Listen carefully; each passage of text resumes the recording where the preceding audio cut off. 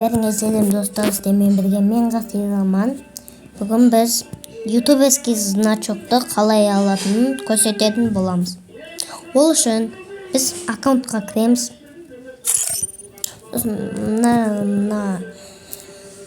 Мына нені өшіреміз, описаниені өшіреміз де. Мына жерге мына жақшаны қоямыз. Мына осындай жақшаны қоятын боламыз.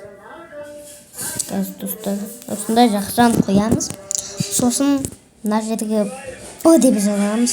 И сосын мына жақшаны қоямыз. Сосын тағы мынандай жақшаны қоямыз да С-ны қоямыз. И тағы былай. Сосын мына кодты жазамыз. FF деп жазамыз да D деп жазамыз. Ойбай, мынау 2 ғой. 3, сосын 319 деп жазамыз. 319 деп. Сосын осыны қоямыз.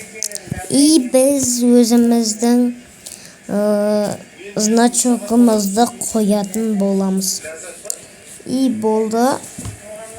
И сізге бұл жазғаныңыз сияқты көрінеді. Бірақ басқалар қарағанда олай көрінбейді. Андай ютуберский значок сияқты көрінеді.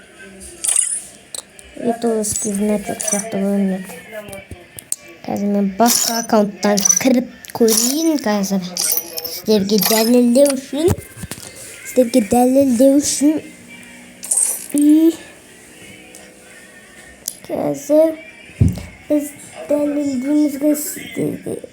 Біз осы аккаунтқа кіреміз.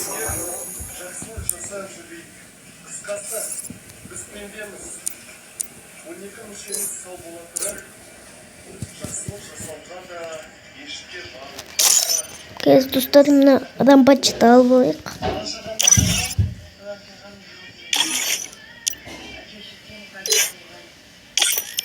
И осыны кіріп қарайтын боламыз.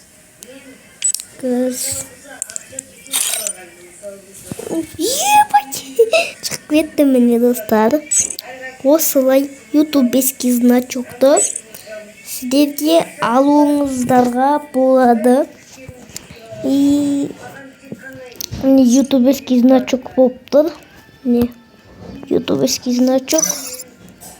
И бұны қалай копировать етеміз десеңіздер, мен осы видеоның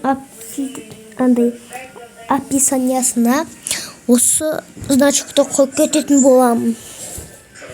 И бәне, давайте.